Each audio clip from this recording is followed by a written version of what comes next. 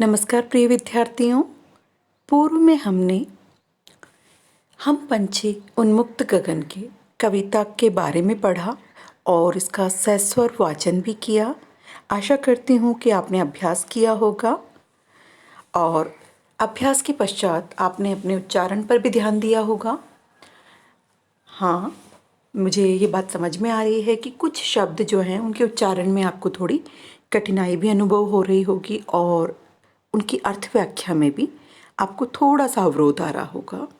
तो आज हम कविता को पढ़ने से पहले इस कक्षा में हम कठिन जो शब्द हैं उनकी शब्दार्थ व्याख्या करेंगे, जिससे कि कविता के अर्थ ग्रहण में आपको और अधिक सहूलियत रहे और आप आसानी से कविता के अर्थ को ग्रहण कर सकें। तो देखिए बेटा, हम पंछी उन्मुक्त गगन के, जैसा कि हमें पता लग रहा है, उन्मुक्त शब्द देखिए, ये देखिए पहली लाइन में ही है आपके प्रथम। हाँ बिल्कुल, ये देखिए उन्मुक्त। उन्मुक्त का अर्थ होता है आजाद या खुले हुए। इसके साथ ही शब्द है गगन। गगन आकाश का ही पर्याय है ना। अंबर, आकाश, व्योम, नील गगन, ये सब गगन के ही पर्यायवाची हैं। तो उन्मुक्त का तात्पर्य हुआ आजाद, खुले हुए, और गगन का अर्थ हुआ आकाश। अब हम पंछी उन्मुक्त गगन के, अब ये देखिए पिंजर बंद। पिंजर बंद,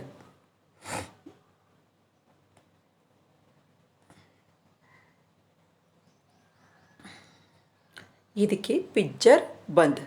पिंजर बंद, पिंजर बंद का अर्थ होता है पिंजरे में कैद होकर। पिंजरे में कैद होकर। अगली लाइन में एक और शब्द देखिए, कनक तीलियों से टकराकर। कनक, कनक का तात्पर्य होता है सोने की। तीलियां होती हैं छड़ें, तो कनक तीलियों का अर्थ हुआ सोने की छड़ें। ठीक है।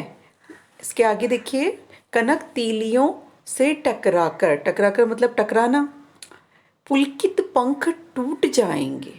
पुलकित, ये लाइन देखिए, पुलकित का अर्थ होता है रोमांचित ना, बहुत ही खुश। पंख आपको पता है, जो पक्षियों के पंख हैं उनके लिए ये आया है। टूट जाएंगे।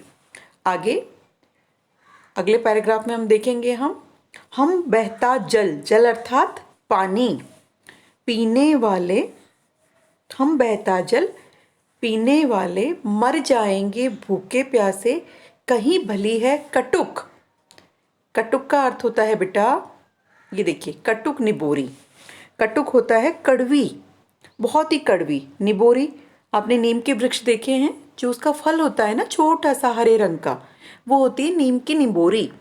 तो नीम का फल, निबोरी का मतलब एक तरह से हुआ नीम का जो फल है वो।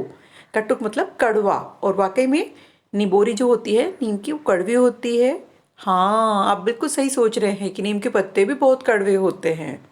बिल्कुल सही। अगला देखिए, अगली लाइन में हम देखते हैं इसमें,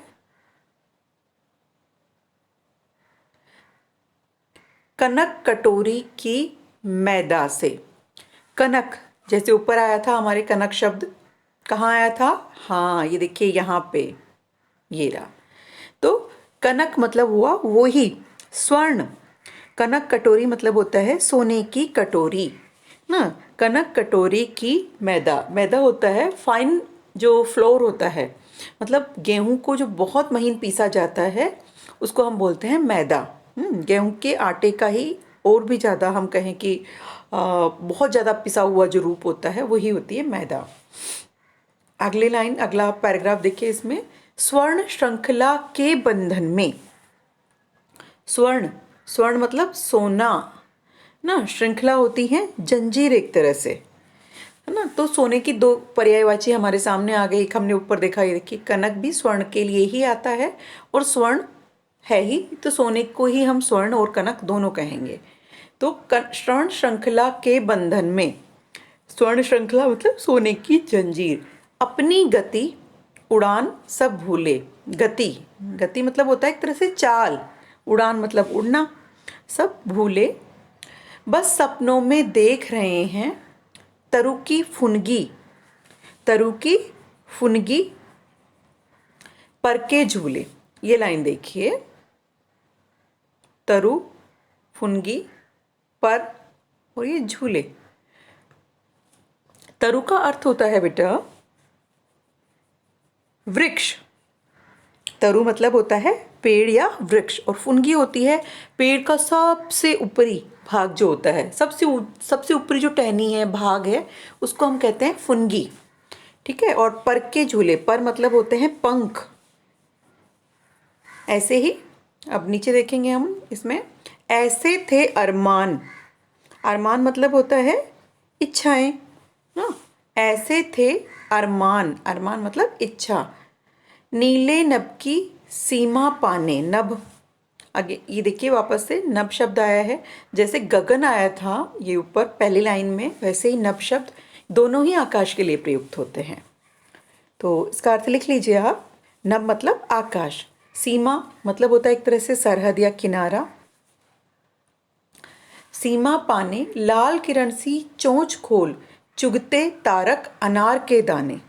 तारक होते हैं एक तरह से तारे, तारे। तारक मतलब तारे, अनार आप जानते ही हैं फल होता है। चुगना मतलब जैसे पक्षी खाते हैं, वो चुगना हो गया। होती सीमाहीन क्षितिज से, सीमाहीन मतलब जिसकी कोई सीमा ही नहीं होती, उसको हम कहेंगे सीमाहीन। ये देखिए, होती सीमाहीन क्षितिज। क्षितिज बेटा जैसे आकाश और धरती, जब आप एक जगह खड़े हो जाएंगे खुली जगह, और जब दूर तक देखते हैं तो आपको कहीं छोर पे ऐसा लगता है जैसे धरती और आकाश मिल रहे हैं। तो जहाँ धरती और आकाश मिलते से दिखते हैं वही चीज़ होती है क्षितिज। इन पंखों की होड़ा होड़ी, होड़ा होड़ी होता है एक तरह से एक दूसरे के साथ जो प्रतिस्पर्धा या जो आगे बढ़ जाने की भाव जो होता है ना, एक दूसरे से आगे बढ़ जाने का जो इच्छा होती है या चाह होती है, उसको हम कहेंगे होड़ा होड़ी। या तो क्षितिज मिलन बन जाता या तंती सांसों की डोरी। ये देखिए, तंती सांसों की डोरी। तंती सांसों की डोरी का मतलब होता है प्राणांत के समय जो सांसें टूटने वाली होती है, मतलब जब मनुष्य मरने वाला होता है तो उसकी जो सांसें हैं वो खड़ने लगती है, वो है। अगला और जो अंतिम आपका पैराग्राफ है इसमें देखिए, नीड न दो। नीड मतलब होता है आश्रय एक तरह से। नीड का तात्पर्य हो गया आश्रय, या घोंसला भी नीड के लिए शब्द है। नीड मतलब एक तरह से घोंसला ही कह लीजिए, पक्षियों के संदर्भ में तो हम इसे घोंसला कह सकते हैं। चाहे टहनी का आश्रय छिन्न भिन्न कर डालो। आश्रय होता है एक तरह से हम कह सकते हैं सहारा। छिन्न भिन्न कर डालो, छिन्न भिन्न मतलब नष्ट भ्रष्ट करना एक तरह से। छिन्न भिन्न का मतलब भी आप कह सकते हैं नष्ट भ्रष्ट करना। आकुल उड़ान में विघ्न न डालो। आकुल उड़ान में विघ्न न डालो। आकुल उड़ान का तात्पर्य होता है उड़ने की जो अधीरता है, और विघ्न होती है एक तरह से बाधा। तो आप भी इस प्रकार से एक बार शब्दार्थ को समझिए, याद कीजिए और वाक्यों में प्रयोग भी कीजिए, और फिर इस कविता के माध्यम से आप इन शब्दों को सरलार्थ करके कविता को पढ़िए। धन्यवाद।